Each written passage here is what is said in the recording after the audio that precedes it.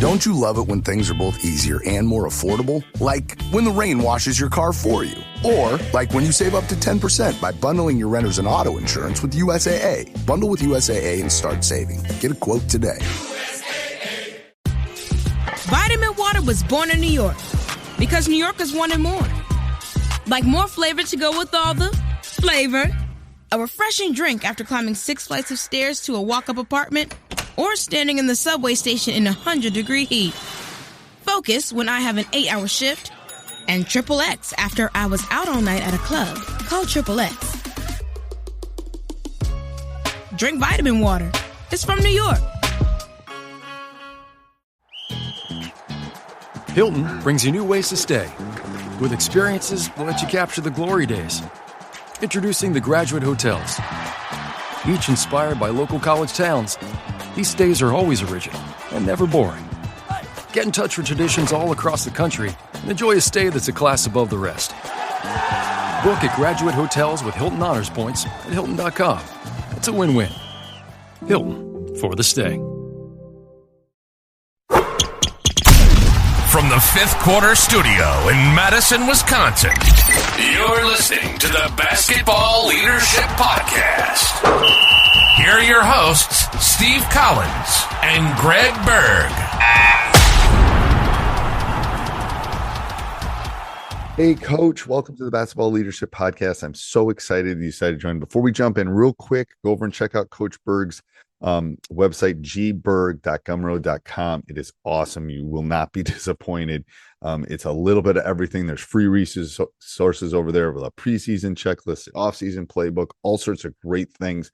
Go over and check it out. All half of it's free. I should yell at him for all the free stuff he's giving away, but it's great. His team leader OS is awesome. So go over and check that out. Also, when you're there and you're thinking about it, go over and check out teachhoops.com for coaches who want to get better. You take that leadership, you take all the stuff that I have built over the last 30 years to build a nationally ranked team, to be nationally ranked, to win 3 state championships. Everything I have learned over the last 30 years is in teachhoops.com. Go over and check it out. I don't think you'll be disappointed. 14-day free trial. And let's head off the podcast. Bye. All right. Welcome to the Basketball Leadership Podcast. Welcome, Coach. How we doing? Excellent. I'm finding as I get older, I have to stretch more. I hear you. I went for a long walk my safety today. net is I get massages throughout the season to help me get through it. Do you really? I do. And life-changing. I mean, I have not gotten sick in years. And I totally attribute it to consistent massages. And what do you mean by consistent? How long, often? Well, it used to be once a month. And a couple of years ago, I said, you know what, during the season, I'm going every other week. That's a good idea. I'm thinking maybe alternating between that and then the getting stretched. We have a stretch lab in our yoga city. would probably do the same thing. Yeah, it would.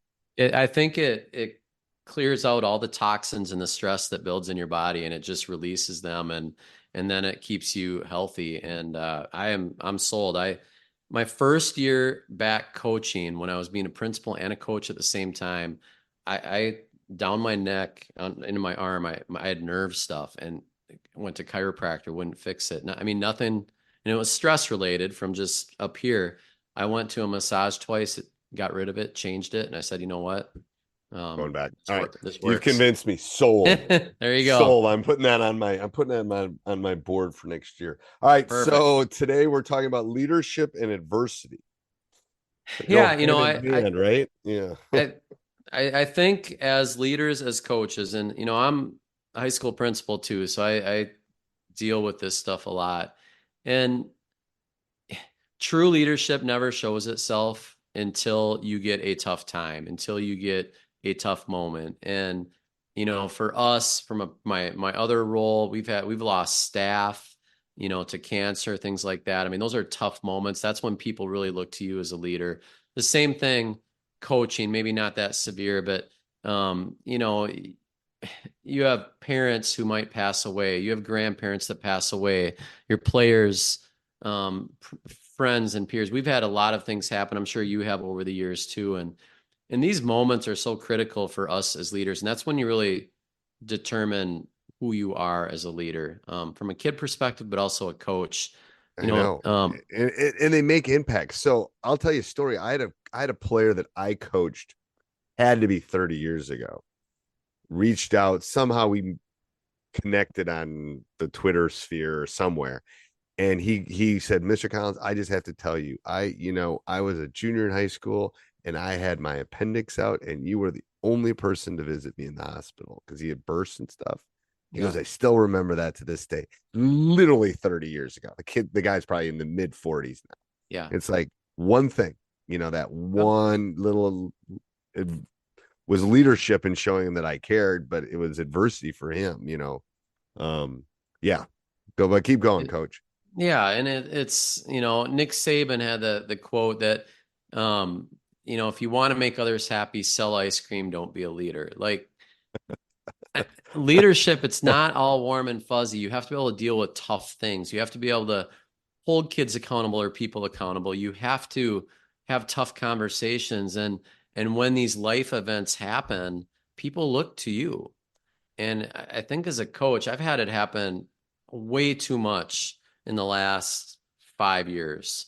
In this season, we had a really tough one. We had a player on the team who lost his mom early in the season. And the mom was also an aunt to 2 players on our team, that were brothers. So it affected so much early on. And just how do you get people through that? We've had, so many things like that within our school and just as a coach, and it's hard. And I think for those of us that get into coaching and the young coaches out there, like, you got to understand your influence in this role.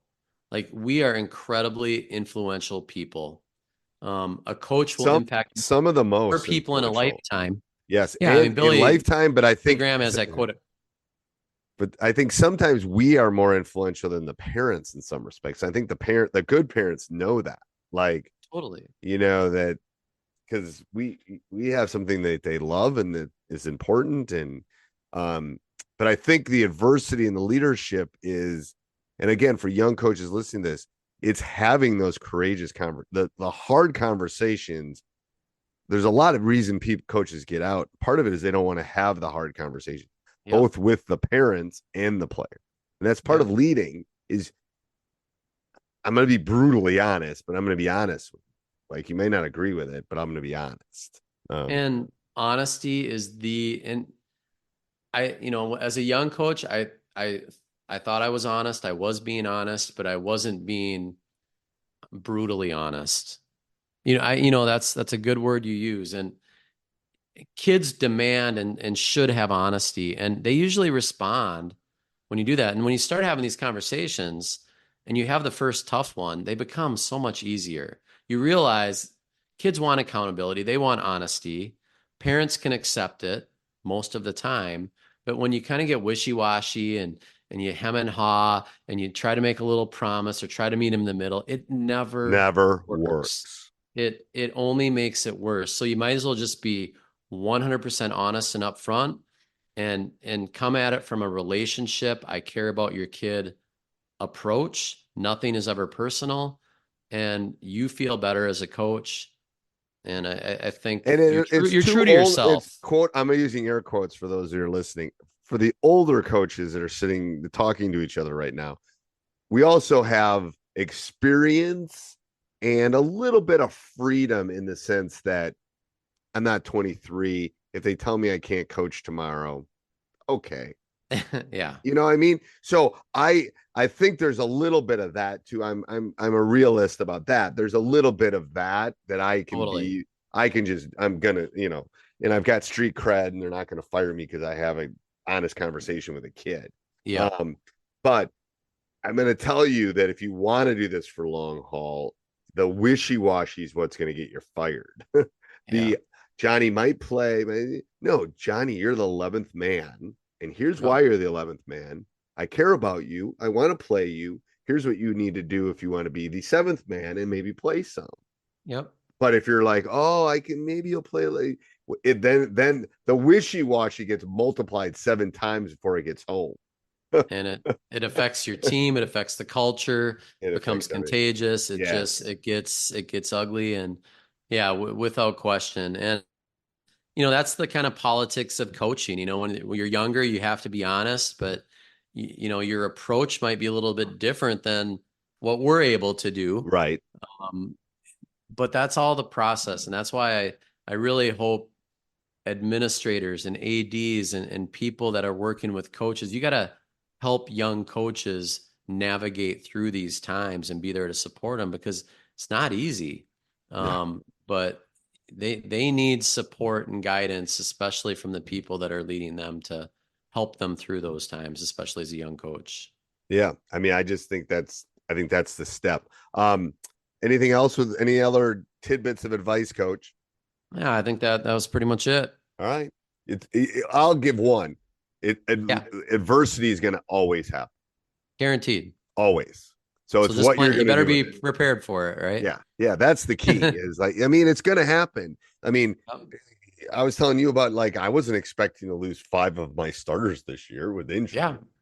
It happens. I can either feel bad about it, or I can pivot and, move on and try to pick the other people up. So that'd be my last parting words. Is you have no other choice. No other choice. All right. Till next week.